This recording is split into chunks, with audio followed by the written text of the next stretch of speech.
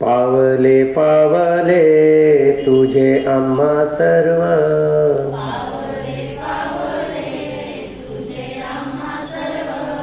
दुजा नको भाव होऊ देऊ,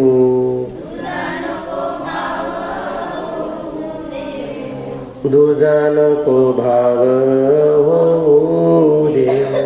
जेथे तेथे देखे तुझीच पाऊले,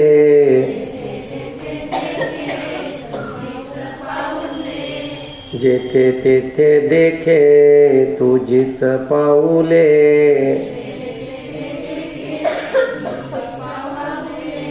त्रिभुवन संचले विठ्ठला गा, संचले विठ्ठला गा, त्रिभुवन संचले विठ्ठला गा. भेदा भेद मते भ्रमाचे संवाद,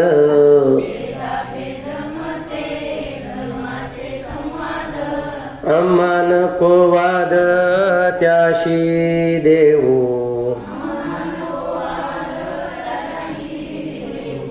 आम्हा नको वाद त्याशी देऊ.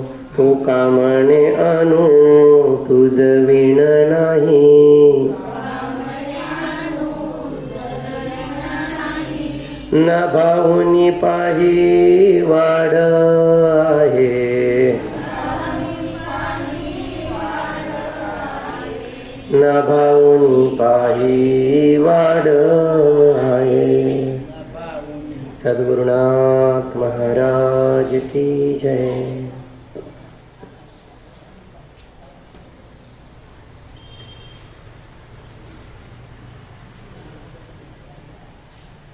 काल आपण पाहिलं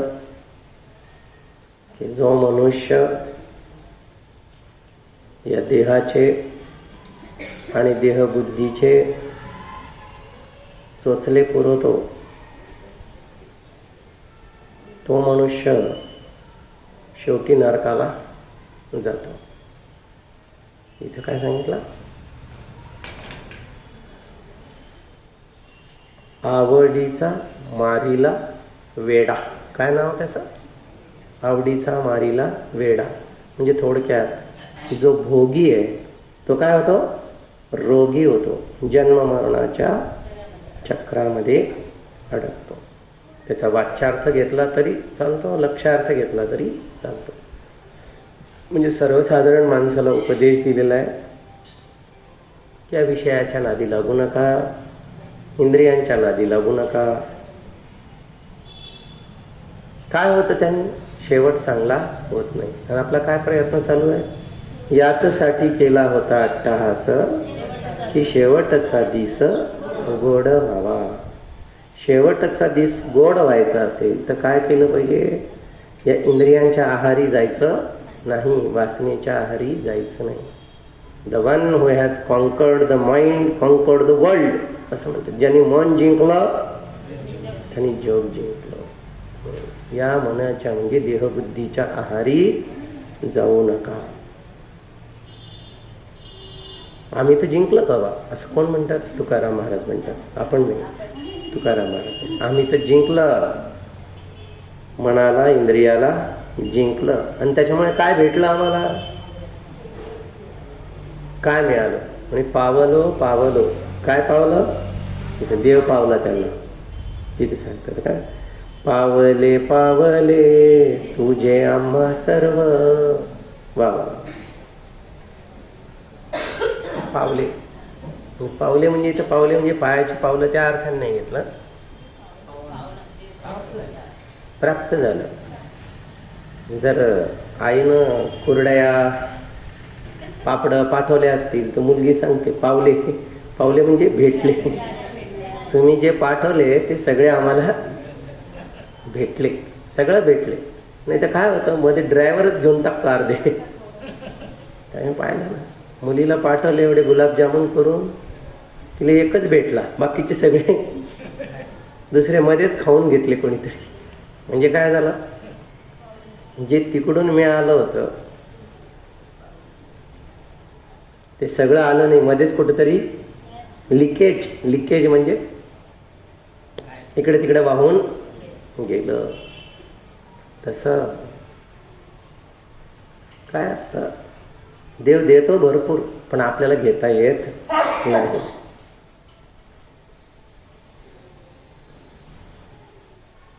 म्हणजे म्हणायचं थोडक्यात याच्यात आहे की सूर्य उगवला आणि काय केलं आपण, सगळे दरवाजे खिडक्या बंद करून ठेवल्या पॅक, आणि पत्राला एक छिद्र होतं, आणि त्या छिद्रातून थोडंसं ऊन मध्ये आलं, आपण काय म्हणतो इतकुसा, आणि आपल्याला म्हणतं की झाला दिवस उगवला, पण आहे भरपूर, पण आपल्याला किती मिळत आहे, छिद्रातून एवढं. म्हणजे जेवढं आहे तेवढं मिळालं का नाही. का नाही मिळालं, दारं खिडक्या बंद आहे. हे दारं खिडक्या बंद आहे म्हणजे काय, वासना, आपल्या वासना ह्याने सगळं काय झालं. समजा एखादा बल्ब आहे आणि त्याला सगळा काळा रंग मारला आणि फक्त एवढंसं रिकामं ठेवलं तर सगळा प्रकाश बाहेर येणार नाही. तसं भगवंत आनंद स्वरूप आहे, पण ह्या वासनामध्ये असल्यामुळे सगळे आपल्यापर्यंत कोणतं पोचतं. गुलाबजामुनची वासना, गुलाबजामुन खाल्ला की ती वासना पूर्ण झाली की आपल्याला वाटतं की आनंद झाला. पण विषयातून जो आनंद मिळतो तो पूर्ण आनंद मिळत नाही, तो असं तिरीप थोडंसं आल्यासारखं आहे. गुलाबजामुन खाल्ला, थोडंसं भजी खाल्ली, थोडंसं चहा पिला, आनंद मिळाला, लग्न झालं, आणि पण हे कसं आहे, थोडं थोडं, हे थोडं थोडं नाही.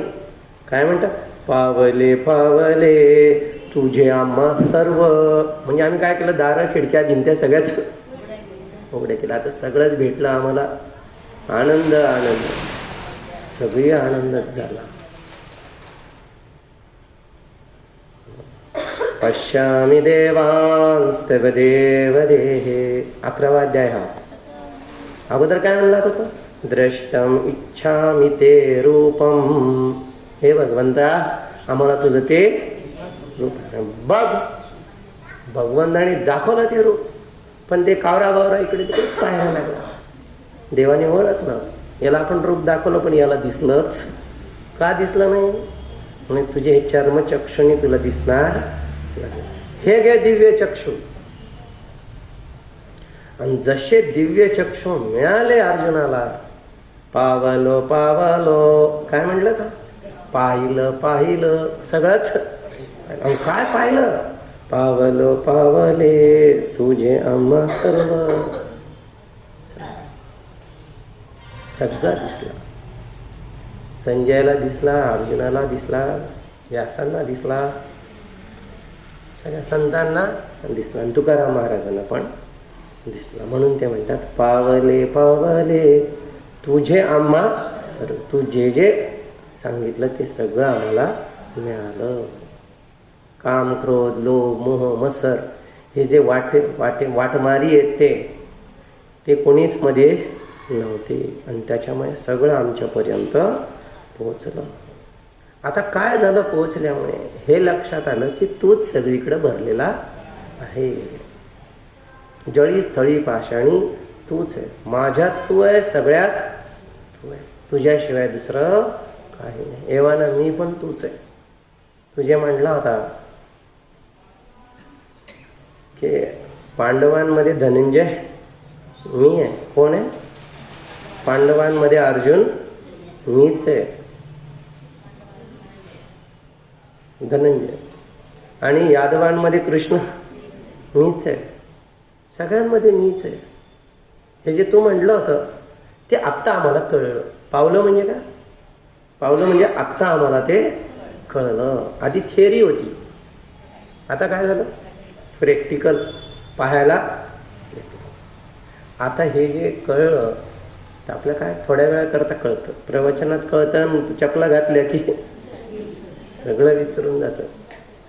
इथं कळतं हो, पण घरी गेल्यावर ते म्हणून देवा आता कळलं ना, आता असं कर की हे विसरलंच नाही पाहिजे, विसरलंच नाही पाहिजे. जे कळलं ते आता माझ्या दैनंदिन जीवनामध्ये, माझ्या वागण्यामध्ये ते आलं पाहिजे. म्हणून इथे म्हणतात, पावले पावले तुझे आम्हा सर्व, दुजा नको भाव हो देऊ, दुजा नको भाव हो देऊ.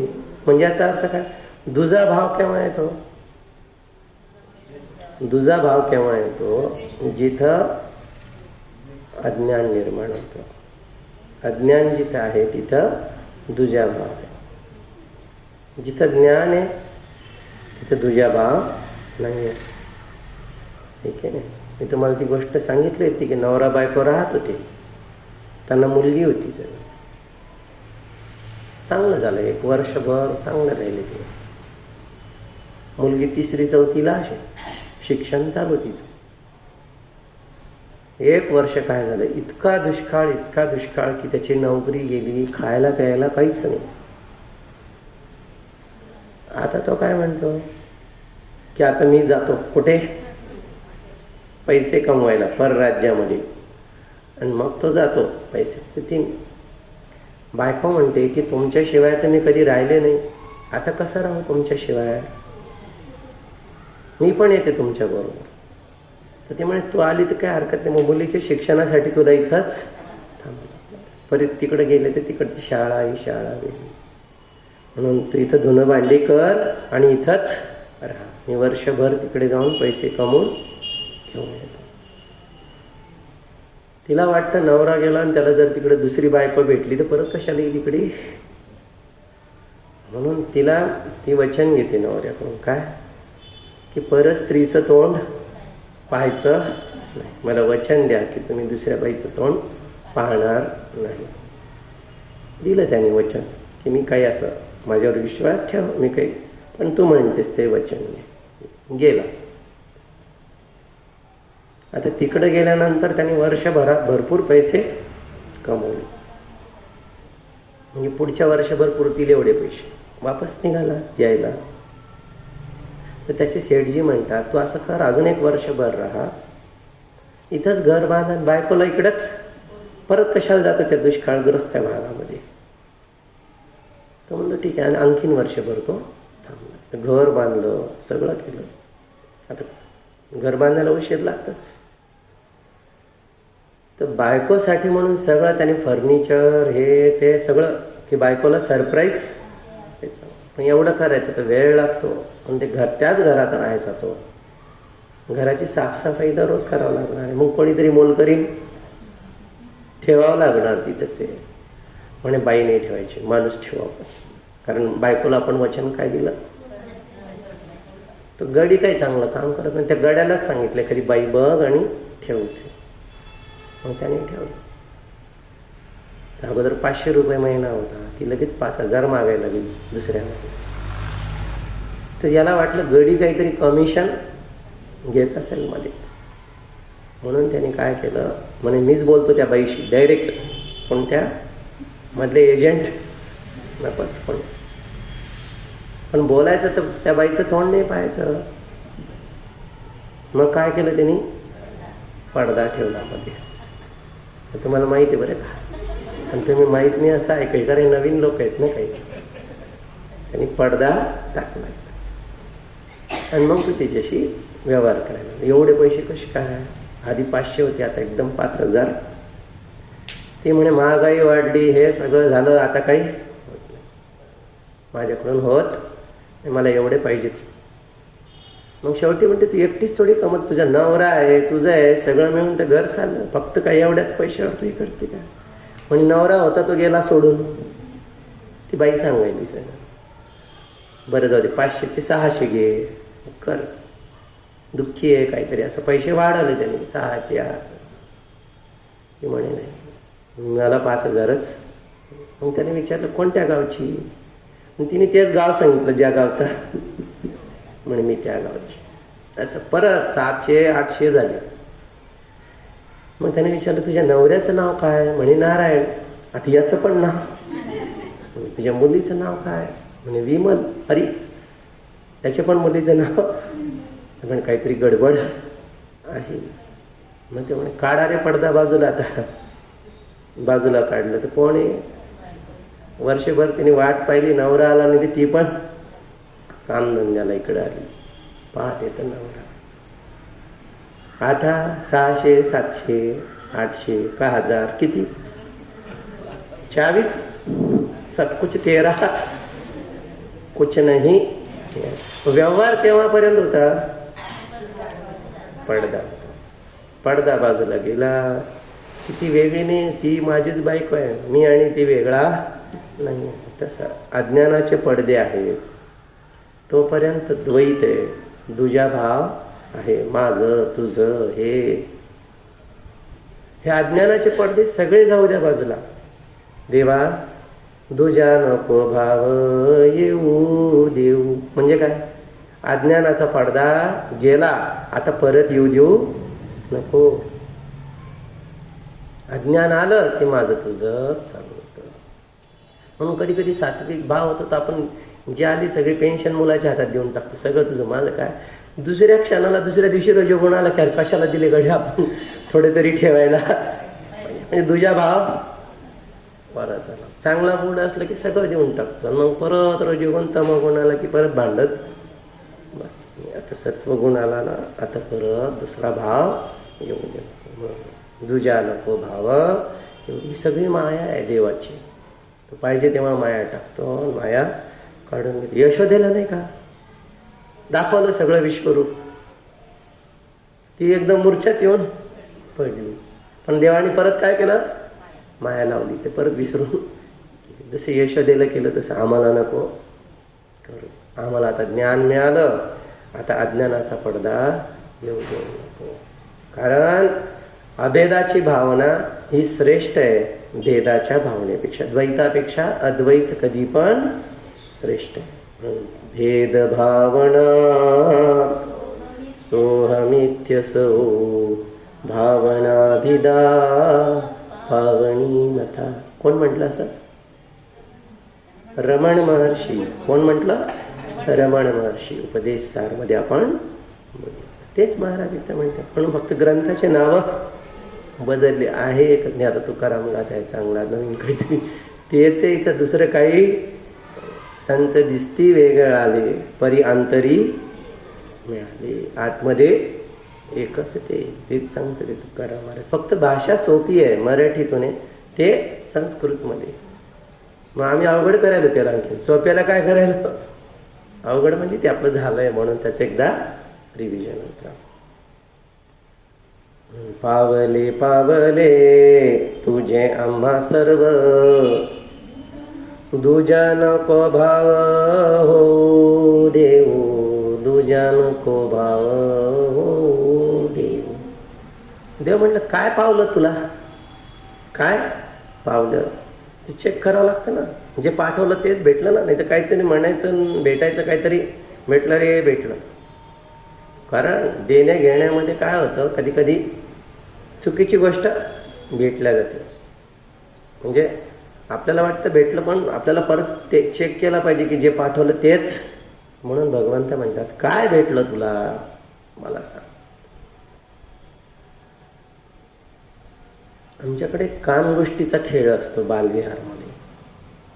त्याच्यामध्ये एकाच्या कानात काहीतरी सांगायचं येतं की काकू शनिवारी या ट्रेननं दुपारी 3 वाजता येणार आहे, असं काहीतरी एक निरोप त्याच्या कानात सांगायचा. त्यांनी त्या पलीकडच्या मुलाच्या कानात सांगायचा, त्यांनी त्याच्या कानात. असे 10 मुलं असतात. आता हे सांगण्यात आणि ऐकण्यामध्ये काही काही शब्द बदलून, काकूचं काका होतं, 11चं संध्याकाळचं दुपारचं काहीतरी. मग इकडे आल्यानंतर हा म्हणतो मिळाला खरं मेसेज. तो म्हटलं भेटला मेसेज. काय सांग बरं, काहीतरी विचित्र असते. सांग काकू काहीतरी कुरड्या करणार आहे, येणार होती काहीतरी. इकडे सांगितलं वेगळं, तिकडे. मग याला हेच सांगितलं का? तर म्हणलं मी हे सांगितलं नाही, गेलं तिथं वेगळंच. म्हणून विचारावं लागतं तुला भेटलं का बरोबर जे सांगितलं. भगवंताने सांगितलं ना 4थ्या अध्यायामध्ये, हे ज्ञान मी अगोदर सूर्याला सांगितलं होतं, पण नंतर काय झालं, लुप्त झालं ते ज्ञान. जे मी सांगितलं ते राहिलंच नाही. पण तोच विषय इथे आहे की मी सांगितलं होतं वेगळं, यांनी समजून घेतलं वेगळं. म्हणून भगवंतांनी विचारलं काय भेटलं, म्हणे ते भेटलं ज्याच्यामुळे आम्हाला काय झालं, सगळीकडे परमेश्वर दिसायला लागला. ती गोष्ट आम्हाला कळली. इथं म्हणतात काय भेटलं, जेथे तेथे देखे तुझीच पाऊले. है ना, काय सुंदर आहे. म्हणजे हे ज्ञान मिळाल्यामुळे, कोणतं ज्ञान, तुम्ही जे ज्ञान आम्हाला दिलं संतांच्या द्वारे, आम्हाला ते सद्गुरूच्या द्वारे, श्रुतीच्या द्वारे, ग्रंथांच्या माध्यमातून जे काही आम्हाला भेटलं त्याच्यामुळे आम्हाला हे कळलं. काय कळलं, ती दृष्टी आम्हाला आली. कोणती दृष्टी आली, ज्याच्यामुळे आता तुझ्याशिवाय दुसरं काहीच दिसत नाही, ते आम्हाला भेटलं. म्हणून जेथे तेथे देखे तुझेचे पाऊले. अखंड मंडलाकारं व्याप्तं येन चराचरं तत्पदं दर्शितं येन तस्मै श्री गुरवे नमः. की जे अखंड आहे म्हणजे चराचरामध्ये व्यापलेलं आहे, होतं आधीपासूनच पण आम्हाला दिसत नव्हतं, ते आम्हाला दाखवलं. कोणी दाखवलं, गुरुनी. तत्पदम दर्शित. आता पदम म्हटल्यानंतर तुम्ही असं काही पदबिद नका समजू. मडके बळके रांजण तर आधीपासूनच दिसत होते आम्हाला, फक्त माती दिसत नव्हती. तुम्ही माती दाखवल्यापासून काय झालं, आता मडके बळके रांजण यांच्यामधला जो भेद होता तो, जसं मागे उदाहरण दिलं तुम्हाला की 1 किलोचं डुक्कर आहे, 1 किलोचं ससा आहे, 1 किलोचं काय पाहिजे तुम्हाला, डुक्कर पाहिजे, ससा पाहिजे का हरिण पाहिजे. ते मला डुक्कर नको रे बाबा, आम्हाला ती ठेवा तिकडे घाण. मग नंतर सांगितलं 1 किलोचे आणि सोन्याचे सगळे. आता डुक्कर पण द्या आणि हरिण पण द्या, असू द्या ना, काय आपल्याला काय करायचं, आपल्याला मूळ काय घ्यायचं, काय सोनं. आधी द्वेष होता डुकराचा, गाढवाचा, राग होता कशाचा, सशाचा. आता ना राग राहिला ना द्वेष राहिला, कारण सोन्याचं कळल्यानंतर सब कुछ मेरा कुछ नाही असं झालं. ते भाव आला की सगळ्या ठिकाणी तूच दिसायला लागला. ते इथं म्हणतात जेथे तेथे देखे तुझीच पाऊले. ज्या ज्या स्थळी मन जाय माझे, त्या त्या स्थळी निजरूप तुझे. मी ठेवितो मस्तक ज्या ठिकाणी, तेथे तुझे सद्गुरु पाय दोन्ही. देवा तूच आहे सगळ्या ठिकाणी, तुझ्याशिवाय कोणी नाही. पाऊले जेथे तेथे देखे तुझीच पाऊले. आणि अजून काय पाहिलं, त्रिभुवन संचले विठ्ठले गा. संचले म्हणजे व्यापलेलं आहे, व्याप्तम येणं सगळीकडं, त्याच्याशिवाय काहीच नाही. जसं पाण्यामध्ये मासोळी आहे, तिच्या आत पाणी, बाहेर पाणी, वर पाणी, खाली पाणी, सगळीकडं पाणीच पाणी. तसा भगवंत विठ्ठल आत बाहेर सगळीकडं. त्रिभुवन संचलेगा, त्रिभुवनामध्ये तोच आहे, स्वर्गात तोच आहे, पृथ्वीवर तोच आहे, पातालोकात तोच. त्रिभुवन संचलेगा, त्रिभुवन त्याच्यात आहे. म्हणून एकांशेन स्थित जगत असं म्हटलंय की माझ्या एका अंशामध्ये सगळं जगत स्थित आहे. अर्जुन म्हणतो मला तिन्ही लोक तुमच्या या शरीरामध्ये दिसतात आहे, सगळे तुमच्यात आहे आणि तुम्ही सगळ्यात आहे. ही दृष्टी आम्हाला प्राप्त झाली, ते आम्हाला दिसलं. म्हणजे बरोबर योग्य ज्ञान तुला मिळालं. हेच तर सार मला द्यायचं होतं. म्हणून गीतेचा 15व्या अध्याय शेवटी भगवंत म्हणतात, ज्याला सगळीकडे ईश्वर दिसायला लागला तो कृतकृत्य झाला. यो मामेवम सम्मूढो जानाति पुरुषोत्तमं स सर्वविद् भजति मां सर्वभावेन भारत. सर्वविद सगळं जाणणारा, भजती म्हणजे भजन करतो म्हणजे काय, सगळ्या ठिकाणी ईश्वराला पाहतो. विद्या विनय संपन्ने ब्राह्मणे गविहस्तिनी शुनीचैव शोपाकेच पंडिता समदर्शिना. जो ज्ञानी असतो तो सगळ्यांमध्ये सारखं, सगळ्यांना. ते आचरणात कसं आलं, म्हणे गाढवाला तहान लागली तर सोबतचं गंगाजळ त्यांनी कुठं गाढवाला पण, ही समदृष्टी आली तिथे की त्याच्यामध्ये पण तो नारायण आहे. हे व्यवहार बदलून जातात आपले सगळे. व्यवहार जे आहे सगळे बदलून जातात. लोक वेडे म्हणतात मग त्याला. तुकाराम महाराजांनी का कोणीतरी ऊस दिला, घेऊन जा मुलांसाठी. आता मुलं 2 दिवसापासून उपाशी, ते घेऊन यायले मोळी ऊसाची. पोरांनी मागितली मधी, नाही माझ्या पोरांना घेऊन जायचं. माझा आणि तुझा हा भावच तिथे राहिला. तुम्हाला तुम्ही पण माझीच घ्या. घरी गेले ती एकच ऊस आता. त्याची बायका म्हणते बघितली एवढं पोरं उपाशी 3 दिवसापासून, आणि तुम्हाला ऊस मिळाले तर कमीत कमी तेवढं तर घेऊन यायचे घरी. घेतला ऊस मारला पाठीवर. कोणाच्या? तुकाराम.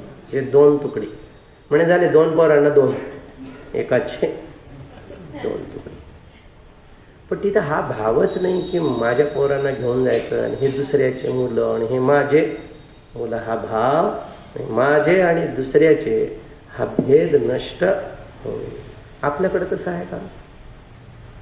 बघा आपण आपलं बघितलं, आपण तसं नाही. हे माझे, हे दुसऱ्याचे. पोराचे तर सोडा, हे मिशनचे, हे मिशनचे नाही, हे आमचे नाही, हे दुसऱ्याचे. हे वारकरी आहे, हे धारकरी आहे. असे वारकरी वेगळे, धारकरी वेगळे. जो असं म्हणतो ना वारकरी आणि धारकरी, ते मूर्ख आहे, अजून त्याला कळलंच. तो खरा वारकरी कधीच भेद करत नाही. मग संन्यासी असू दे की गृहस्थी असू दे, अरे सगळ्यांमध्ये तोच नारायण भरलेला आहे. म्हणून त्रिभुवन संचले विठ्ठले गा. आणि जे भेद करतात ते राजकारणी लोक आहेत, त्यांना आपली पोळी भाजायची असते. असं भेद कशाच नाही. तुझे में राम मुझे में राम, सब में राम समाया है. कर लो सभी से प्यार, जगत में कोई नहीं पराया.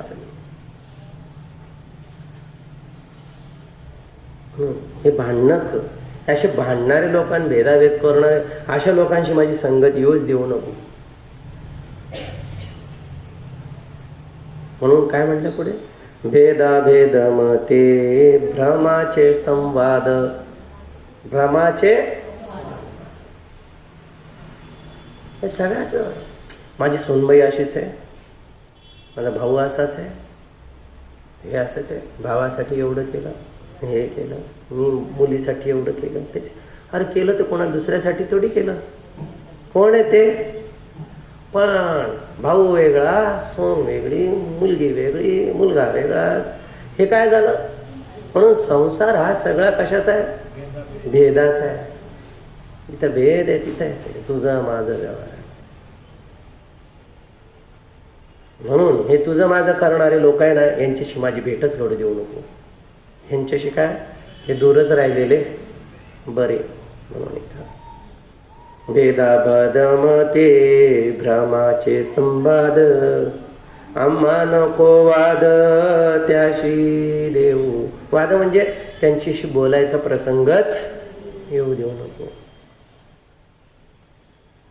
काही लोक बळजबरी येतात वादविवाद करायला. लोक ब्रह्म एक आहे की 2 आहे, द्वैत की अद्वैत. तुम्ही कोण आहात? द्वैताची उपासना करणारे की अद्वैताची? करा वाद आमची, आणि आम्हाला वाद करायची गरज नाही.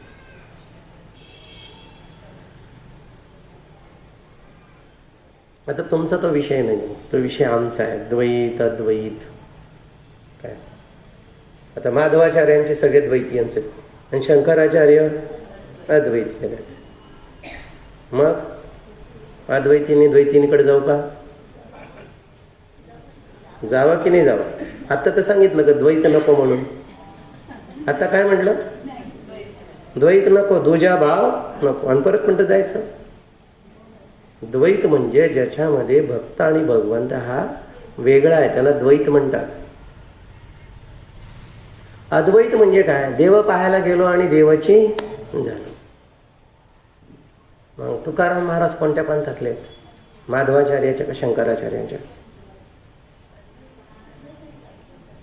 अद्वैताचे ते ना. मग ते मानत नाही मग तुकाराम महाराजांना. मग तुम्ही गाथाला कशा खायला आले? नाही मानत. असं काही नाही. आपण काय आहोत, देहभाव ज्यांना आहे ना तर त्यांना द्वैत आवश्यक आहे. अद्वैत कुणाला आहे? ज्याला देहभाव नाही आहे. म्हणून द्वैत तुमच्यासाठी आमच्यासाठी आवश्यक आहे. पण द्वैत म्हणजे शेवट नाही आहे. द्वैतातून कुठं जायचं आहे आपल्याला? मी असं म्हणत नाही की लगेच द्वैत बंदच करून टाकायचं. द्वैत आवश्यक आहे. क्लेशोधिकतरच तेषाम अव्यक्तासक्तचेतसाम अव्यक्ता हि गतिर् दुःखम देहवद्भीर वाप्यते. जो मनुष्य स्वतःच्या देहाला सत्य मानतो त्यांनी देवाच्या देहाला पण सत्य सगुण उपासना केलीच पाहिजे. पण सगुणातून आपल्याला कुठे जायचं आहे? निर्गुण. म्हणून तुम्हाला आम्ही काय म्हणत, माधवाचार्याकडे जा की शंकराचार्याकडे जा कुठे? कारण आम्हाला माहिती आहे तुम्हाला शंकराचार्याकडे यायला अजून बरेच दिवस बाकी. जेव्हा कळेल तेव्हा आपोआप सगळे भेद न द्वैत न अद्वैत सब एक हो जाए. मग काही भेदाभेद तिथं राहणार नाही. म्हणून इथं महाराज म्हणतात की हे भेदाभेदाचे वादविवाद आमच्याशी घालू देऊ नका. मी थोडासा विषय काढला तर झाला की नाही लगेच मनामध्ये खळबळ, अरे मग तुम्ही थांबा. असं हे असं असतं. वादविवाद घालायला गेलं की माणूस दुसरीकडेच चाललं. भगवान तर राहतो वेगळीकडे आणि हे दुसराच विषय काहीतरी सुरू. म्हणून असे हे वाद घालणारे लोक जे आहेत द्वैत किंवा अद्वैत याच्याशी आमचा संपर्क येऊच देऊ नको. म्हणून ते म्हणतात काय, भेदाभेद मत भ्रमाचे संवाद आम्हा नको वाद त्याशी देऊ आम्हा नको त्याशी देऊ. मग काय करा पुढे? तू का म्हणे, आता परत अद्वैत सांगतात ते.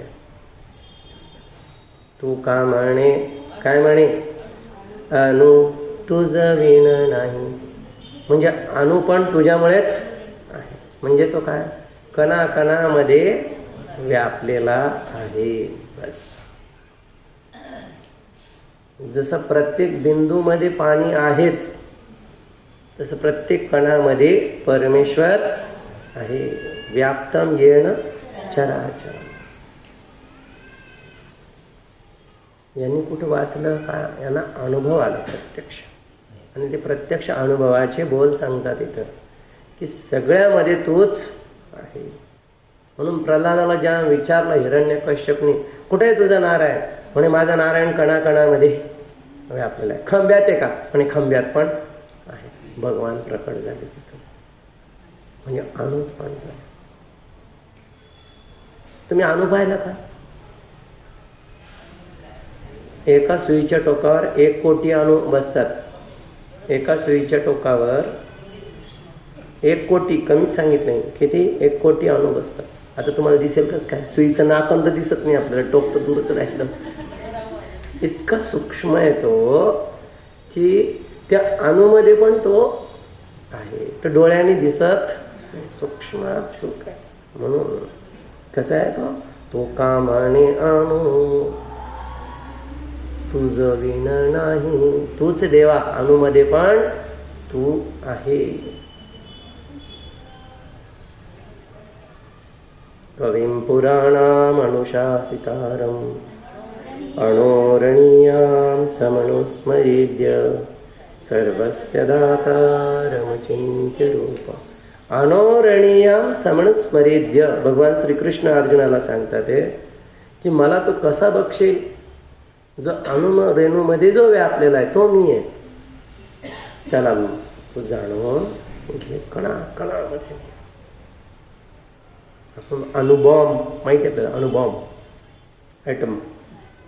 ॲटममध्ये पण तो त्याचं केलं लोकांनी. त्याच्यामध्ये ॲटममध्ये प्रोटॉन, न्यूट्रॉन, इलेक्ट्रॉन त्याच्यामध्ये असतात. अणूमध्ये किती गोष्टी असतात तुम्हाला विषय नाही तुमचा तो.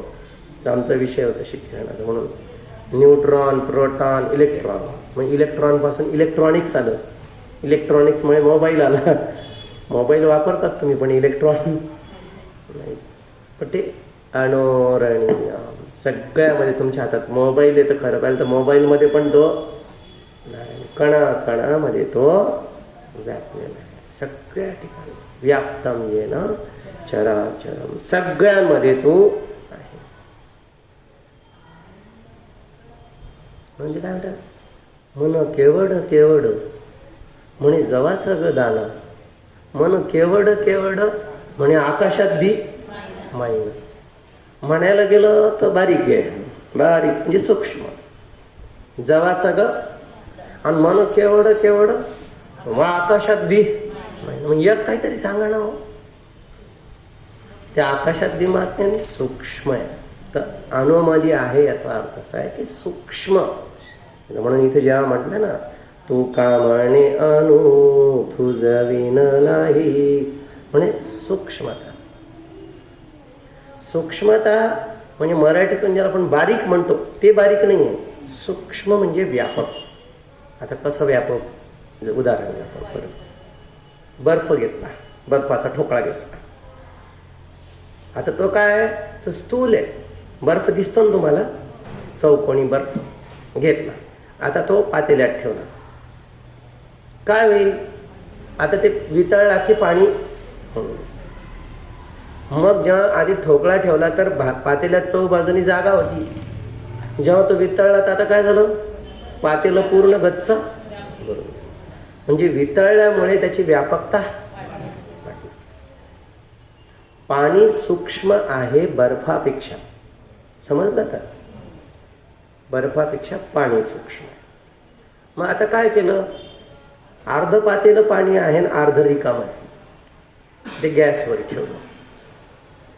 गॅसवर ठेवलं नेहमीप्रमाणे, विसरून गेलं. गॅस चालूच. नंतर जाऊन पाहिलं तर पाणी नाहीच त्याच्यात. कुठे गेलं ते, सगळं वाफ होऊन गेलं. कुठे गेलं, आता ती रूम जी आहे ना तुमची, सगळी पाण्याने, त्या पातेलं भर पाण्याने काय केलं, ती रूम व्यापली. म्हणजे पाण्यापेक्षा सूक्ष्म आहे वाफ. वाफाने काय केलं, सगळी रूम व्यापून टाकली. म्हणजे बर्फापेक्षा सूक्ष्म आहे पाणी, पाण्यापेक्षा सूक्ष्म आहे वाफ. तो वाफ पण सूक्ष्म म्हणजे बारीक म्हणावं का, बारीक पण व्यापक, सगळ्यांपेक्षा व्यापक.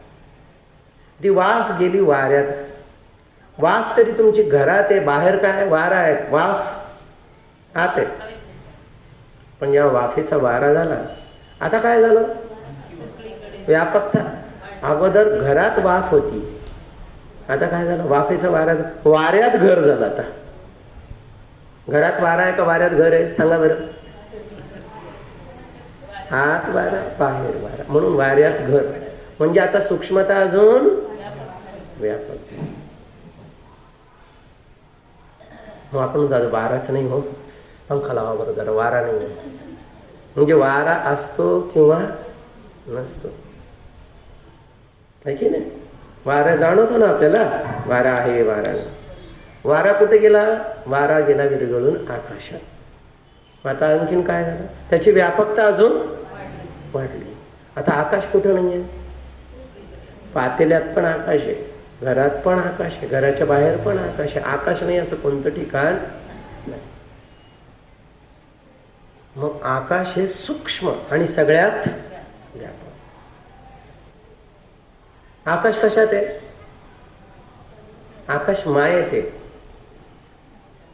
आकाश कशात आहे, मनात आकाश आहे. तसं मायेत, म्हणून माया सूक्ष्म झाली, आकाशाही मायेपेक्षा सूक्ष्म विठ्ठल आहे. आता घ्या मग, सूक्ष्म आम्हाला आकाशच दिसतं, दिसेना, माया तर दिसतच नाही. विठ्ठल त्याच्यापेक्षा सूक्ष्म. म्हणून विठ्ठल हा सगळ्यात व्यापक आणि सगळ्यात सूक्ष्म. डोळ्याने दिसत नाही, म्हणून आपण सुंदर ते ध्यान उभे विटेवरी करपटावरी हे आपल्यासाठी संतांनी तयार केलं. असा तो माझा विठ्ठल. ते सगुण आधी समजून घ्या. एकदा सगुण झालं समजून की मग त्या सगुणाला पहिलं सांगतील की विठ्ठलाला जन्म नाही आणि मरण नाही. मग तुमच्या मनात प्रश्न येईल, असं कसं, आम्हाला तर जन्म मरण आहे, विठ्ठलाला का नाही. कारण विठ्ठल सूक्ष्म आहे तुमच्यासाठी आहे. मग असं हळूहळू हळू कळत आपल्याला कळेल की विठ्ठल सगळ्या ठिकाणी. विठ्ठल नाही असं कोणतं ठिकाण? कांदा मुळा भाजी अवघी विठाई माझी. हे ज्ञान केव्हा होईल? गुरु. म्हणून तू सगळ्या ठिकाणी आहे. म्हणून आपल्या संतांना काय करायचे? सगुण पण सांगायचे, निर्गुण पण सांगायचे. म्हणून ती अवघड काम आहे थोडं, दोन्ही गोष्टी समजा. म्हणून महाराज इथे म्हणतात, म्हणून तू का म्हणे आणू तुझ विण नाही, न भावनी पाही वाढ आहे. तोच विषय चालला की नाही? वाढ म्हणजे व्यापक, न भावनी म्हणजे आकाशाहुनी व्यापक. आकाशाहीपेक्षा 13व्या अध्यायात येतो. कसा आहे तो? आकाशासारखा तो परमेश्वर सगळीकडे व्यापलेला आहे. म्हणून तो नाही असं कोणतं ठिकाण नाही आहे, सगळ्या ठिकाणी तो आहे. तुमच्या घरात आकाश आहे, पंढरपूरला पण आकाश आहे. मग तुम्ही पंढरपूरला कशाला चालले? आकाश पाहायला चालले? देव घरात शोधिशी मानवा राहुरी मंदिरी, नांदतो देव हा आपल्या अंतरी. मग जाऊ नये का पंढरपूरला? अरे जा बाबा, तुम्ही घरामध्ये तू मै करण्यापेक्षा पंढरपूरला गेलेलं. पण ज्याला कळला तो कुठं जात? तो देव सगळीकडे आहे. परमेश्वर नाही असं कोणतं ठिकाण नाही. अहो तुम्ही आम्ही तर जातो, जायलाच पाहिजे. संत जात नाही. संत तर क्षमा मागतात, देवा मला क्षमा कर की मंदिरात तुझ्या दर्शनाला गेलो म्हणजे मी मान्य केलं की तू मंदिरात आहे, बाहेर नाही. आता आम्हाला कळलं की आत पण आहे, बाहेर पण. म्हणून ज्याला दिसला नाही त्याने मंदिरात जा, ज्याला दिसला त्याने घरातच बसून देवाचा. म्हणून तर त्याने कांदा मुळा भाजी माझी विठ्ठाई का बरं म्हणले? शेतीचं काम सोडलं नाही त्याने, हीच माझी. पण ते ज्ञानातून आहे, आसक्तीतून नाही आहे. आपण पण सोडत नाही घरदार मुलं बाळ, हेच माझं विठ्ठल. पण आपली आसक्ती असते त्याच्यात. म्हणून आपण आसक्तीतून म्हणतो हेच, पण ते ज्ञानातून म्हणतो. ज्ञानातून ते आलं पाहिजे. परमेश्वर नाही असं कोणतं ठिकाण नाही. म्हणजे आई त्या बाळूला म्हणते की बाळू जा रे देवाच्या दर्शनाला, आंघोळ वगैरे कर, पटकन आवर देवाच्या दर्शनाला. आता थंडी वाजत असते ना, अंगावर ब्लँकेट घेऊन. त्यांनी हे ऐकलेलं असतं आजचं प्रवचन. मग महाराज तर म्हणले देव सगळीकडे आहे, पण तो देव सगळीकडे आहे. मग माझ्या ब्लँकेटमध्ये पण तो, मग काढायचीच नाही ब्लँकेट, मी इथंच दर्शन घेऊन टाकतो. तर हे अज्ञानातून आहे. ज्ञानातून ते कळलं तर मग काय बसले. आता कुठे जात पण नाही, काही पाहत नाही, सगळीकडे तो परमेश्वर त्यांना दिसतो. ते इथं म्हणतात तसं न भावनी पाही वाढ आहे. सूक्ष्मात सूक्ष्म तो परमेश्वर आहे, त्याला तुम्ही जाणून घ्या. हे पावलं आम्हाला. काय पावलं? हे कळलं आम्हाला की भगवंत हा सूक्ष्मात सूक्ष्म, व्यापकात व्यापक. तो काय रंग रूप विहीन आहे. त्याला न जन्म आहे न मरण आहे, त्याला न येणं आहे न जाणं आहे, सगळ्याच्या परे असा विठ्ठल आम्हाला कळला. म्हणजे पावलो पावले पावले हे ना तुझे आम्हा सर्व. काय सुंदर आहे अभंग बघा, आता तुम्हाला अर्थ कळेल त्याचा.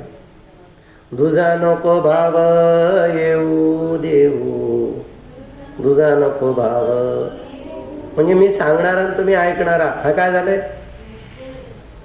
दोजा भाव झाला ना. ऐकणारा विठ्ठल आहे आणि सांगणारा पण विठ्ठल. हे लक्षात ठेवलं पाहिजे. येऊ देव जेथे तेथे देखे तुझेचे पावले. या स्त्री आहे आणि हे पुरुष आहे. असं काही का?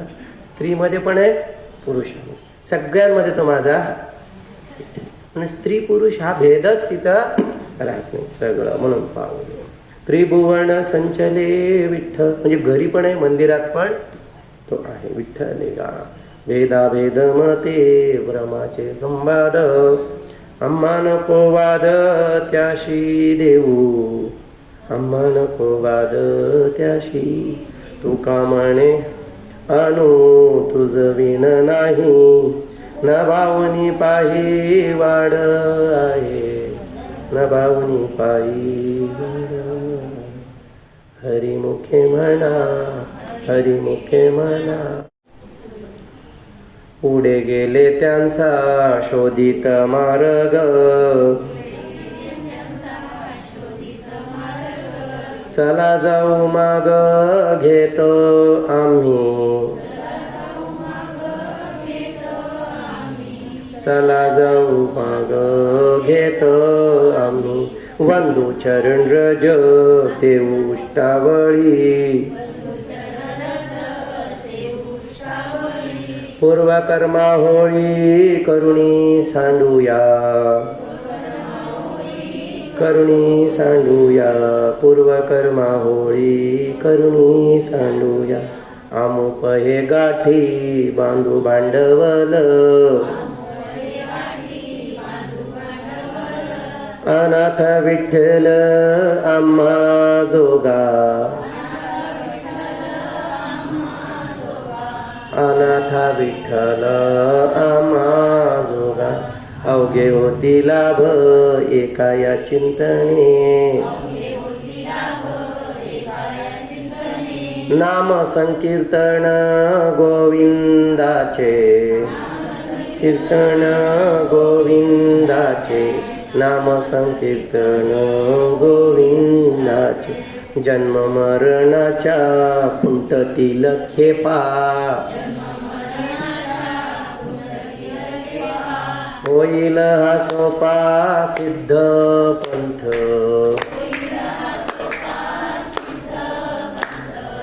होईल हा सोपा सिद्ध पंथ. तुका म्हणे घालू जीवपणे चिरा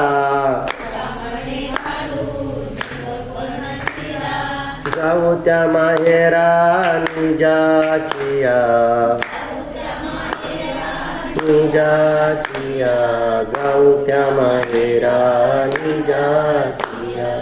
हरिमुखे म्हणा हरिमुखे म्हणा पुण्याची गणना कोण करी पुण्याची गणना कोण करी. पुढे गेले त्यांचा शोधित मार्ग म्हणजे काय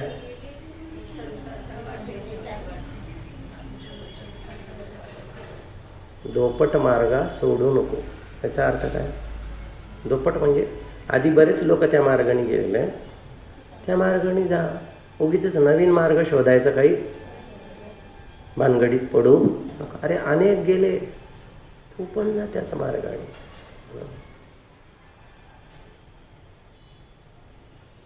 म्हणून अर्जुनाला पण म्हणतात जनकादी सगळे या मार्गाने गेले काय तू पण त्याच मार्गाने जा.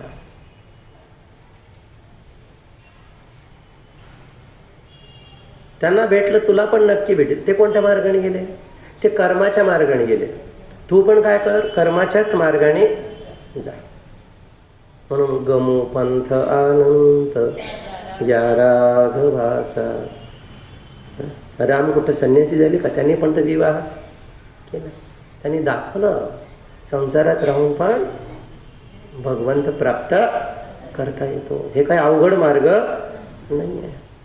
म्हणून राम ज्या मार्गाने गेले तुकाराम ज्या मार्गाने गेले सगळे संत ज्या मार्ग त्याच मार्गाने चालायचं.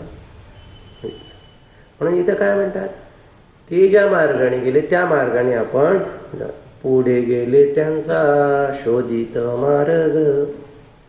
आता कोणता मार्ग धरायचा हे लक्षात ठेव. याला म्हणतात जीवनामध्ये आदर्श ठेवला पाहिजे. म्हणजे एक रावण आणि एक राम आहे. कोणाच्या मार्गाने जायचं ते आपल्याला ठरवायचं. म्हणून साधू संतांच्या मार्गाने आपण गेलं पाहिजे. ते जे सांगतील त्याप्रमाणे आपण वागलं पाहिजे. म्हणजे त्या मार्गाने आपण जातो. सांगतील म्हणजे काय उपदेश करते. मी हे करून पाहतो ते करून पाहतो ते करून हे करून पाहण्यामध्ये खूप वेळ चालला जातो. नाही मी कर्म मार्गाने जातो नाही मी भक्ती मार्गाने मी ज्ञान मार्गाने जातो मी राजयोगाने जातो. हे सगळं करण्यात आधीच आयुष्य फार कमी आहे. म्हणून अर्जुनाला म्हणतात व्यवसायात्मिका बुद्धी एके हे पूर्णंदना. एक काहीतरी ठर. 10 ठिकाणी 10 फुटाच्या विहिरी खणल्याने पाणी लागत, एकाच ठिकाणी 100 फुटाची विहीर खणली तर पाणी लागेल. तसं आपले प्रयत्न एका ठिकाणी असले पाहिजे. सल्ले देणारे खूप लोक असतात, म्हणून काय म्हणून ऐकावे जनाचे आणि करावे, म्हणजे सगळ्यांचं ऐकायचं, करायचं तेच जे आपल्या गुरुनी सांगितलं एक. म्हणून पुढे गेला त्याचा शोधित मार्ग. कसला मार्ग शोधायचा? म्हणजे सुख कशात आहे? कोणी म्हणतं लग्न करण्यात सुख आहे, तर कोणी म्हणतं घर बांधण्यात सुख आहे, कोणी म्हणतं सोनामध्ये सुख आहे, तर कोणी म्हणतं नातवामध्ये सुख आहे. आता कशात सुख आहे? सगळ्या लोकांचं ऐकायचं का? कोणाचा मार्ग ऐकायचा?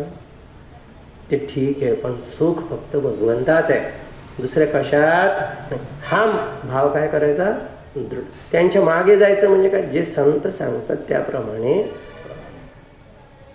मग महाराज तुम्ही म्हणतात मुलात सुख नाही, सुनात सुख नाही, मग त्यांना तर मुलं बायका होतात. मग तेच तर सांगायचं की मुलाबाळात राहून पण त्यांनी ते सुख, त्यांनी घरदार सोडायला नाही सांगितलं. घरात राहून असोनी संसारी जिवे वेगुकरी, वेदशास्त्र उभारी बाह्य.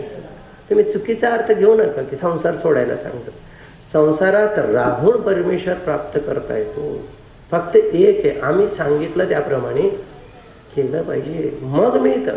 ते इथं सांगतात. म्हणून ते जसे गेले तसे. म्हणून तुम्ही कोणाचा मार्ग धरा?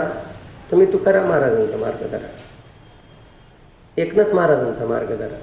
आम्ही कोणाचा धरू? आम्ही समर्थ रामदास स्वामीजींचा धरू, कारण आमच्यासाठी ते आदर्श आहे. कारण ते संन्यासी, शुकासारिखे पूर्ण वैराग्य ज्याचे. तर ज्यांनी त्यांनी काय करावं? सगळे प्रकारच्या इथं मार्ग आहेत, कोणता मार्ग धरायचा? आपल्या स्वभावानुसार आपला मार्ग निवडला पाहिजे. तुम्ही गृहस्थी असाल आणि उगीच आता तुम्ही शुकासारिखे वैराग्य म्हणाल तर मग गडबड. तुम्हाला कोणाच्या मार्गाने जावं लागेल? म्हणून जे पुढे लोक गेले त्यांच्या मार्गाने आपण, तुम्ही तीच बस पकडा जी तुम्हासाठी ठरली. आमची बस वेगळी, तुमची बस वेगळी. नाही स्वामीजी आम्हाला तुमच्या बसमध्येच यायचं. तुमचा मार्ग वेगळा, आमचा मार्ग वेगळा. म्हणून काय करा, आम्ही पण तुमच्याच ह्याच्यातले आहोत, आम्ही काही पोहोचलो नाही, पण आमचा आदर्श समर्थ रामदास स्वामी, चिन्मयानंद, पुरुषोत्तमानंद. समर्थाने संसार नाही केला, पण सगळ्या लोकांना संसार कसा करावा हे सांगितलं. तसं त्यांचं काम असतं. तुम्ही असं असं करा, होईल तुम्हाला पण या मार्गावर यावं. पण ते स्वतः संसार त्याच्यात अडकत नाही. म्हणून तुम्ही काय करा, पुढे गेले त्यांचा शोधित मार्ग. शोधित का म्हटलं बरोबर? शोधावं लागतं. क्षणोक्षणी आम्हा युद्धाचा निवडावं लागतं आपल्याला, कोणत्या मार्गाने जाऊ. म्हणून तर अर्जुनाचा तोच प्रश्न आहे की तू काय म्हणतो, जायसी चेत कर्म नसते मता बुद्धिर्जनार्दन तत्किं कर्मणि घोरे माम नियोजयसि केशव व्यामिश्रेणेव वाक्येन बुद्धिं मोहयसि योमे तदेकं वद निश्चित्य येण श्रेयो. मला तो मार्ग निश्चित सांगा की ज्या मार्गाने माझं कल्याण होईल. प्रत्येकासाठी मार्ग वेगळा आहे बरं का. एक मार्ग सगळ्यांच्यासाठी नसतो. आपण त्या मार्गाचे प्रकार बघितले. एक असतो पिप्पलिका मार्ग आणि एक असतो विहंगम मार्ग. म्हणजे काय, एक कबूतर आणि एक मुंगी गप्पा मारत बसली. तो मुंगी चालायला लागली. कबुतराने विचारलं कुठे चालली ग? म्हणे ते झाडावरचे फळं खायला चालले. त्याने वर पाहिलं तर झाडाला न फळ आहे ना फूल आहे ना पाणी. अगं तिथं काहीच नाही आहे, तू कशी काय चालली आत्ताच? ती म्हणते मी इथून जर आत्ता सुरू झाले जायला तर तिथे जायला मला 3 महिने लागतील, तेव्हा तिथं फळ आलेली असतात. आत्ता निघाले तर पोहोचेल मी तिथं. ते हसतं कबूतर, इतक्या लवकर वेडी, त्याला पंख आहे, त्याला पाहिल्यावर तो पटकन.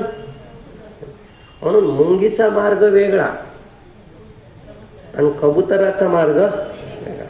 तुम्ही कोण आहात, मुंगी का कबूतर? तर तुम्ही मुंगी आहात.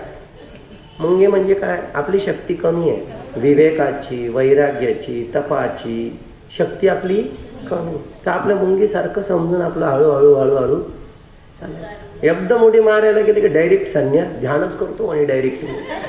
तुला ध्यान जमणार. तू आधी काय कर, पूजा कर, जप कर, देवासाठी हार कर, सगळं कर, मग तू हळूहळू येशील तिकडं. हा मार्ग. म्हणून ज्याने त्याने आपला मार्ग, श्रेयान् स्वधर्मो विगुणः परधर्मात् स्वनुष्ठितात् स्वधर्मे निधनं श्रेय परधर्मो भयावह. दुसऱ्याच्या मार्गाचं अनुकरण करू नको. आधी मार्ग शोध. तुला जे योग्य असेल त्या मार्गाने तू जा. धाडस लागतं. आता आम्ही या मार्गाने आलो तर आम्हाला ते सगळे कसे दिसत, सगळे संसाराच्या मार्गाने. 100 पैकी 98 लोक संसाराच्या मार्गाने चालले. आता या मार्गावर फक्त पुरुषोत्तमानंदजीच चालले होते. एकच माणूस चालला इकडे. बाकी सगळे तुम्ही कोणत्या मार्गाने जाल? एक माणूस चालला त्या मार्गाने झाला की 100 माणसं चालली त्या. 100 माणसं अरे, पण ते एकाच्या मागे ते जाणं म्हणजे थोडं धाडस करावं लागतं, विश्वास ठेवावा लागतो त्यांच्यावर. म्हणून आपण सोपा धोपट मार्ग सोडू. हा मार्ग सर्वसाधारण लोकांसाठी नाही. म्हणून एक योग्य मार्ग जे आपल्या साधू संतांनी सांगितला त्याप्रमाणे आपण वागलं पाहिजे. पुढे गेले त्यांचा शोधित मार्ग, चला जाऊ माग घेत आम्ही, चला जाऊ माग घेत आम्ही. चला जाऊ, माग घेणं म्हणजे काय? पाहत पाहत कुठं ते कसे त्यांच्या पाऊल खुणा, त्यांच्या पावल्यावर पावलं ठेवून आपण म्हणजे मग त्रास होत नाही. ते आपल्यासाठी म्हणजे सगळ्या गोपी त्या कृष्णाबरोबर रास करत होत्या. जिला जिला अभिमान झाला त्याच्यासमोरून कृष्ण अदृश्य झाला. मग ते माग घेत गेले पाऊल पुन्हा. कोण काय? एक गोप राधाचा पावलं होतं आणि एक कृष्णाचे. माग घेत गेले तिचं. मग तिथं कृष्ण भेटला का त्यांना? ती राधा रडत असताना दिसली. अगं काय झालं तुला रडायला? म्हणे मी आले होते बरोबर, पण तिथं आल्यानंतर अभिमान, कृष्ण अदृश्य. मग तिथं नामसंकीर्तन, प्रार्थना हे सगळं केलं की मग परमेश्वर प्रकट झाला. म्हणून जरी गेला असेल तर दुसऱ्याने सांगितलं त्या पावलावर पाऊल ठेवून चाललं पाहिजे. म्हणून ज्ञानेश्वर महाराजांनी पण ज्ञानेश्वरी लिहिताना पहिलेच अभंग तिथे ओवीमध्ये लिहिलं की चालतो शंकराच्या मार्गे. शंकराच्या मार्गे म्हणजे शंकराचार्यांनी जो मार्ग सांगितला त्या मार्गाने मी चाललो असं म्हणायचं. काय? त्यांच्या पावलावर पाऊल ठेवून चालून चुकायचं काही शक्यता नाहीच. हात धरुनी न्या मज आता अगम निगम सुगमाला. गाडी चालली चालली सद्गुरु रायाची. तिकीट मिळेल या लोकांना गाडीत बसण्याची. गाडी चालली. कुणाला मिळेल? श्रद्धा ज्याच्यामध्ये असेल, तप करतो जो, वैरागी जो आहे, जो धर्मानं वागणार आहे, त्याला या मार्गाने जाता येईल. म्हणून गमू पंथ अनंत, चला त्या मार्गाने आपण जाऊ. पुढे गेले त्यांचा शोधित मार्ग, चला जाऊ माग घेत आम्ही, चला जाऊ घेत माग आम्ही. काय करायचं या मार्गामध्ये? पडे सांगितलं. वंदू चरण रज सेवुष्टावळी. बघा, वंदू चरण रज. वंदू म्हणजे त्यांना शरण जाऊ. तद्विधी प्रणिपातेन परिप्रश्नेन सेवया. चरण रज. गुरुचरण सरोज रज निज मन मुकुर सुधारी.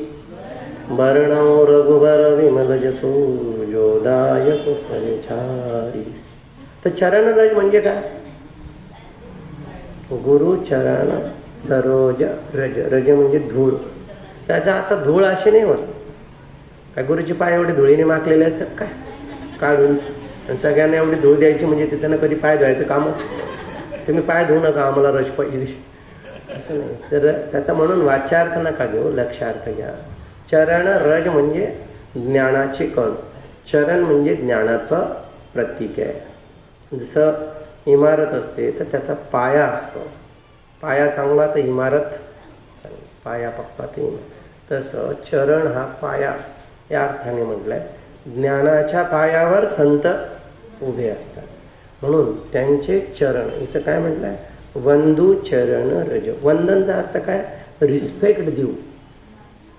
त्यांनी जे सांगितलं त्याला आम्ही आदरानं त्याचा स्वीकार करू, दुर्लक्ष करणार नाही.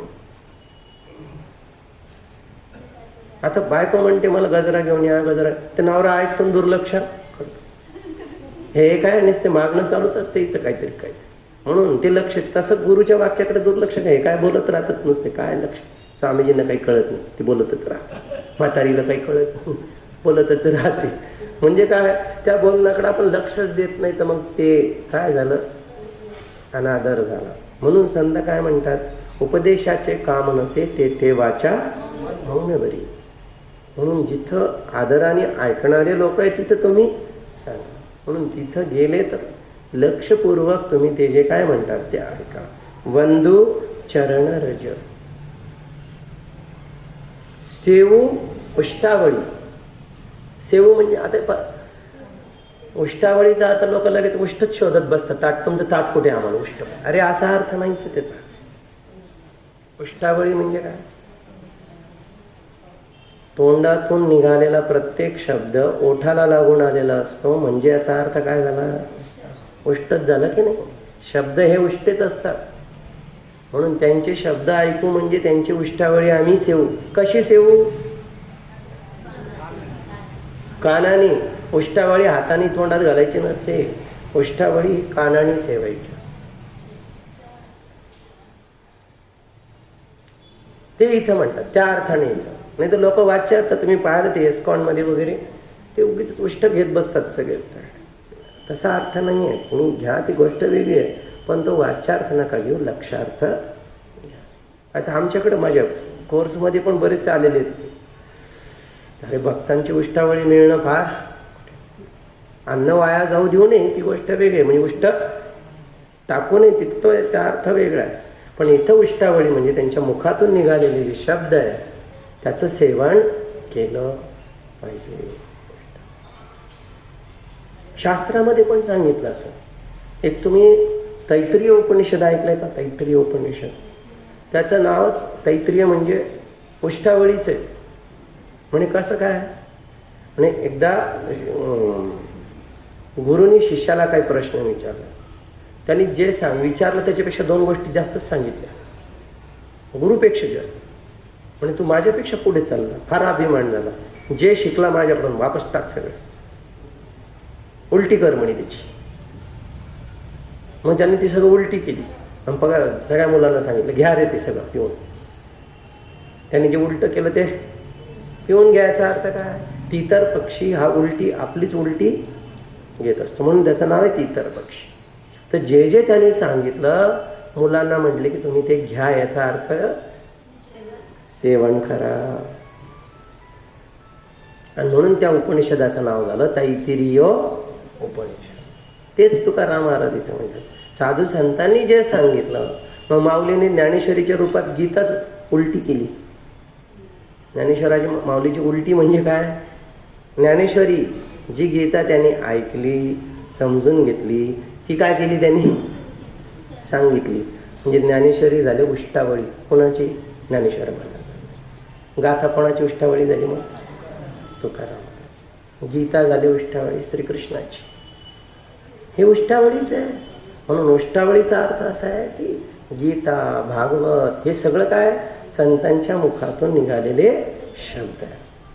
गीता, भागवत आपण कालच बघितलं ते करीती जे श्रवण, ती उष्टावळी. ते इथं म्हणतात वंदू चरण रज सेवो उष्टावळी, पूर्वकर्मा होळी करुणी सांडूया, पूर्वकर्मा होळी करुणी सांडूया. आता या उष्टावळीचा हे होळीशी काय संबंध आहे हे लक्षात ठेवलं पाहिजे. आता उष्टावळी आणि होळी कशाची होळी आहे? पूर्वकर्माची. पूर्वकर्म कोणते होते? पूर्व आपल्याला काय कर्म आहे? फुग्यात सुख आहे, बायकोत सुख आहे, पैशात सुख आहे, याच्यात सुख आहे. म्हणजे आपला समज काय होता? सुख हे विषयात आहे, वस्तूत आहे, या सगळ्या गोष्टीमध्ये. तर हे कशामुळे झाला हा समज? पूर्वीचे जन्माजन्मीचे जे कर्म आहे, त्या कर्माचं फळ काय झालं? आपल्या वासना वाढत गेल्या. आता वासना वाढल्या तर समजा तुमच्याकडे 100 वासना झाल्या, उदाहरणासाठी 100 झाले समजा, किंवा 1,00,000 वासना तुमच्याकडे झाल्या. तर तुमच्याकडे 1,00,000 रुपये असले, तुम्ही बाजारात जाताना सगळे 1,00,000 घेऊन जाता का? 10,000 रुपये घेऊन जाणार, 90,000 ठेवले बँकेत म्हणा, घरात म्हणा. तर तुम्ही जे 10,000 घेऊन आले सोबत, त्याच्यात व्यवहार करायला लागले. तुम्हाला फायदा एवढा झाला की 10,000ची पुन्हा 1,00,000 झाले. लॉटरी लागली तुमची. ती काय झाली? 1,90,000 झाली आणि तुमची 10,000 पुन्हा तसं. इकडे फायदा फार होतो आपल्याला. वासना एकसारख्या. अशा जन्मजन्मीच्या वासना खूप झाल्या कर्माचे. हातात जरी 10,000 आहे, तिकडे खूप आहे, कोटी कोटी आपले बॅलेन्स आहे. कशाचं? वासनाचं. आता आपल्याला एका वेळेस 10,000 लागतं. मग असे 10,000 घेऊन 10,000 किती दिवस लागतील संपायला? की अनेक जन्म घ्यावं लागतं. आता इथं काय झालं? म्हणून पूर्वकर्मा होळी करूनही सांडूया. पूर्वीच्या ज्या वासना आहेत त्या यांची उष्टावळीचं सेवन केल्याने सगळ्या वासना नष्ट झाल्या, सगळ्या नाहीशा झाल्या. कशा नाहीशा झाल्या? जसं रात्रीचा अंधार खूप गडद होता, सूर्य उगवल्याबरोबर सगळ्या अंधार नष्ट झाला. तसं मी माझं माझं म्हणून जे जे काही कर्म केले होते आपण जन्मजन्मापासून, त्याच्यामुळे काय झालं? संचित खूप झालं. ते संचित जे कर्म आहे बँकेतलं, ते सगळं जळून गेलं. आणि 10,000 जे सोबतचं होतं त्याला प्रारब्ध म्हणतात. ते भोगानी नष्ट. 2 कर्म असतात, एक असतं संचित आणि एक असतं प्रारब्ध. आणि तिसरं असतं आगामी कर्म. ते आपल्याला काही चिंता करायची गरज नाही. म्हणजे आगामीचं काय होतं? आगामी म्हणजे समजा आज तुम्हाला साक्षात्कार झाला की तुम्ही ब्रह्म आहात, विठ्ठल आहात. आता काय होईल? आता तुमच्या हातून जे काही कर्म होती, चांगले वाईट, त्याचा तुम्हाला काहीच परिणाम होणार नाही. मग तुम्ही लॉटरी काढली असेल 1 कोटीची आणि तुम्हाला 1 कोटीची लॉटरी लागली, पण त्याचा तुम्हाला काही फायदा तोटा? तुम्हाला काहीच त्याचा परिणाम नाही. म्हणजे तुमचं पुण्य जे आहे, साक्षात्कार झाल्यानंतर जे कर्म असतात त्याला म्हणतात आगामी कर्म. आगामी म्हणजे ज्ञान झाल्यानंतरचे. मग पुण्य पण असतील आणि पाप पण असतील, चुका असतील आणि दुरुस्त्या पण असतील, सगळं. मग त्याचं काय होतं? जे साधू संतांची सेवा करतात ते पुण्य त्यांना त्यांच्या बँकला जमा, कोणतं जनधन अकाउंट, त्यांच्या अकाउंटला जमा होऊन जातं. आणि पाप कोणाच्या अकाउंटला जमा होतं? जे निंदा करतात, साधू संतांची जे निंदा करतात, त्यांना जे त्रास देतात, त्यांचं पाप जे आहे त्यांच्या अकाउंटला. म्हणजे आपण साधू संतांची निंदा केली म्हणजे आबैल मुझे मार, ते त्यांचं सगळं पाप उगीच आपण आपल्या अकाउंटला. म्हणून तुम्हाला स्तुती करता येत नसेल, सत्संगाला जाता येत नसेल, नका जाऊ, पण निंदा केली तर गडबड. तर अशा प्रकारे आगामी नष्ट होऊन जातात साधू पुरुषाचे. संचित तर त्यांनी जळूनच टाकलं, प्रारब्ध भोगाने नष्ट होतं, ते मुक्त होऊन जातं. म्हणून आपण काय करायचं? त्यांची उष्टावळी खाल्ल्याने काय होईल? आपलं पण संचित ते सांगतील, अरे तू करता नाही आहे, करता कोण आहे? परमेश्वर आहे. मग ह्याचा कर्ताच मारून टाकतात. कर्ता मारून टाकला रे टाकला की कर्त्याने केलेले पाप पुण्य पण त्याच्याबरोबर सगळे गेले. आपण उदाहरण घेतो ना की त्या माणसाला 20 जानेवारीला फाशीची शिक्षा झाली. त्यांनी नोव्हेंबरमध्ये राष्ट्रपतीकडे अर्ज केला माफीचा, की मला माफ करा, चुकून पाप झालं पण क्षमा करा. डिसेंबरमध्ये त्याचा अर्ज फेटाळला, तुला फाशी देणार म्हणजे देणार 20 जानेवारीला. त्याला इतकी चिंता लागली की आता सगळ्यात माझे दोर गुत होतील, असं लटकवतील. त्या भीतीमुळे त्याचा 5 जानेवारीलाच मरून गेला तो. 20 जानेवारी अजून लांबच आहे. भीतीमुळे आधीच मरून गेला. ठरली होती 20 तारीख 8 वाजता. आता 20 जानेवारीला 8 वाजता कोणाला फाशी देणार? कारण हे 5 तारखेलाच मरून गेलं ज्याला फाशी द्यायची होती. ते मेल्यानंतर ते पाप पण, त्याची शिक्षा पण काय झाली? नष्ट. तर या अहंकारानं जे कर्म पाप करून ठेवले होते, तो अहंकारच गुरुनी काय केला? मारून टाकला. अहंकारच नष्ट करून टाकला. आता ते फळ कोणाला मिळणार? नष्ट होऊन गेले. ते उष्टावळी खाल्ल्याने अहंकार अभिमान नष्ट होतो. आणि म्हणून काय होतं? सगळे कर्म ते काय म्हटले? पूर्व कर्मावळी करुणी सांडूया. उष्टावळी खा, अहंकार नष्ट करा आणि संचितापासून मुक्त व्हा. किती सोपा मार्ग सांगितला. नाही तर परत तेवढा अकाउंट रिकामा करायला खूप जन्म घ्यावे लागले असते. पण गुरुची कृपा झाली, त्यांनी ज्ञान दिलं, अभिमान गळाला. बस. बंधू चरण रज सेवुष्टावळी पूर्व कर्मा होळी करुणी सांडूया. पूर्व कर्म होळी करुणी सांडूया. अमुप हे गाठी बांधू भांडवल. अमुप, अमुप म्हणजे मापच नाही त्याला. पाहिजे तितकं घ्या, घेऊन जा. जितकं पाहिजे तितकं. आम्ही घरी जाऊन खाऊ, बिलकुल खा. जितकं पाहिजे तितकं घेऊन. काय मापच नाही तिथं. पोते भरून न्या तू. कारण आमच्याकडं कमी, दिल्याने हे कमी होत नाही. अमुप हे माप. गाठी बांधू भांडवल. कोणतं भांडवल? श्रद्धा, समाधान. रामनामाची वाजली शिट्टी है ना, जीवाशिवाच्या झाल्या. पुढे काय कोणतं? बांधू या रामाच्या गावाला जाऊ या आपण म्हणते का नाही ते? आताच घेऊ आपण ते भजन. म्हणजे या गाठी बांधून म्हणजे श्रद्धा, समाधान, शांतीच्या गाठी आपण बांधून घरी घेऊन जाऊ. ते म्हणतात अमुक हे गाठी बांधू भांडवल. म्हणजे काय असतं? गाठी बांधणं म्हणजे काय? श्रवण करणे. काय म्हणतात? गाय जशी दिवसभर चरते आणि मग रात्री जाऊन गोठ्यात काय करते? रवंथ करते. तसं तुम्ही इथं ऐका, गाठी बांधून घ्या आणि मग घरी जाऊन काय करा?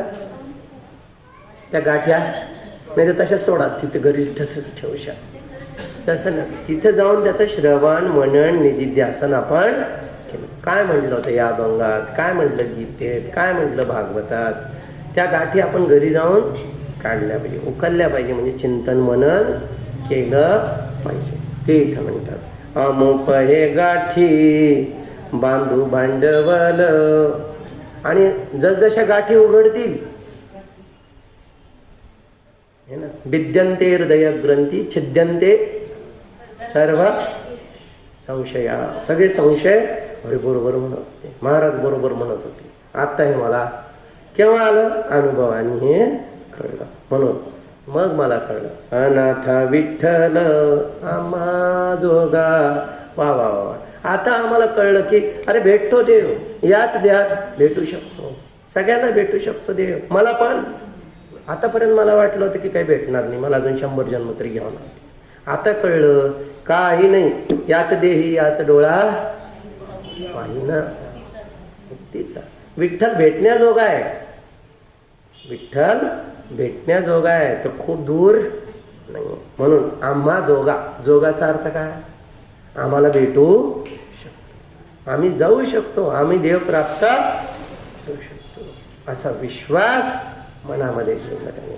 म्हणून जसजसं ज्ञान झालं तेव्हा कळेल की विठ्ठल माझ्या जवळच आहे, मला भेटू शकतो. आम्हा जोगा. अनाथ विठ्ठल आम्हा जोगा. अनाथ विठ्ठल आम्हा जोगा. आणि एकदा मिळाला काय झालं? अवघे होती लाभ एका या चिंतनी. अवघे लाभ, सगळे लाभ यम लब्ध्वाचा परम लाभम मन्यतेनाधिकम दद यस्मिन् स्थितो न दुःखेन गुरुणापि न विचार्यते. किती सुंदर त्या ठिकाणी. काय झालं इथं? म्हणजे इथं इतका लाभ होतो की बस नाही. काल सांगितलं आश्चर्यवत. या हो या हो या हो अहमन्नम अहमन्नम अहमन्न. त्याला इतका आनंद होतो, काय म्हणावं त्याला काही कळत नसतं. बस या हो जोऱ्याने. तिथं तसं इथं म्हणतात तुकाराम महाराज इतका लाभ झाला की आता सांगता येईना. सगळं विश्व मिळावं तरी एवढा आनंद होणार आणि तेवढा आनंद येतो. अवघे होती लाभ एका या चिंतने. काय केलं चिंतन? नाम संकीर्तन गोविंदाचे. नाम संकीर्तन गोविंदाचे. आणि त्याच्यामुळे काय झालं? जन्म मरणाच्या खुंटतील वाटा आता पुन्हा नाही येणे जाणे. आता वाटा संपल्या. पुनरपि जननम पुनरपि मरणम. या चक्रातून आम्ही बाहेर पडलो. कशाने? फक्त नाम संकीर्तनाने, साधू संतांच्या संगतीत राहिल्याने, त्यांची उष्टावळी खाल्ल्याने हे सगळं मिळालं. जन्म मरणाच्या कुंटतील. आणि काय होईल? जे अवघड होतं ते सोपं झालं. म्हणून होईल हा सोपा सिद्ध पंथ. होईल हा सिद्ध पंथ. म्हणजे अनेक लोक जाऊन तो पंथ रिकॉग्नाइज, त्याला सगळीकडून काय झालं? मान्यता मिळालेली. असा जो सगळ्या साधू संतांनी जो मान्य केलेला मार्ग आहे तो मार्ग सोपा झाला. आम्ही पण त्याच मार्गाने जाऊ. होईल हा सोपा सिद्ध पंथ. म्हणून भगवान श्रीकृष्ण पण म्हणतात त्वमेव साध्यम पुरुषं प्रपद्ये यथा प्रवृत्ती प्रसृता पुराणी. त्या पदाला गेलं तथा पदम तत् परिमार्गितव्यम. त्याच मार्गाने तुम्ही जा. जे सगळे लोक त्या मार्गाने गेले ते होईल हा सोपा सिद्ध पंथ. आणि तिथं गेल्याने काय झालं? त्या मार्गाने जसजसं जात गेलं अज्ञान नष्ट झालं. आणि त्याच्यामुळे काय झालं? जे मी स्वतःला जीव समजत होतो आता मला कळलं नाहम जीव अहम. मी स्वतःला चुकीनं उंदीर समजत होतो. मी उंदीर नाही, मी कोण आहे? माणूस. आता मांजराची भीती गेली. तसं मी जीव समजत होतो आता मला कळलं की मी जीव नाहीच. मी न देह आहे न मी जीव आहे. म्हणून काय केलं? तू का म्हणे घालू जीव पण चिरा. चिरा म्हणजे त्याला एका कोपऱ्यात टाकून दिलं. चिरा म्हणजे असं, चिरा म्हणजे कापून टाकणे. चिरतो की नाही आपण? जीवपणाचे तुकडे करून टाकलं. आता जीव पण राहिलंच नाही तिथं. मी कोण झालो? चिदानंद रूप शिवोहम शिवोहम. हा भाव तिथं प्रकट झाला. आणि मग त्याच्यामुळे काय झालं? कुठे गेलो आम्ही? जीव पण गेल्यानंतर मी माझ्या स्वरूपाला ओम इज माय होम असं म्हणतात. ते माझं माहेर, जे माझं स्वरूप आहे त्या स्वरूपाला मी प्राप्त झालो. जिथून मी आलो होतो त्या पदाला मी पोहोचलो. कुठून आले? घरून आले. आता कुठे जाणार? घरी गेल्यानंतर सुख मिळतं. ते येतं म्हणतात जाऊ त्या माहेरा निजाचिया. निजाच्या म्हणजे आपलं माहेर, जिथून आपण आले. माझे माहेर पंढरी.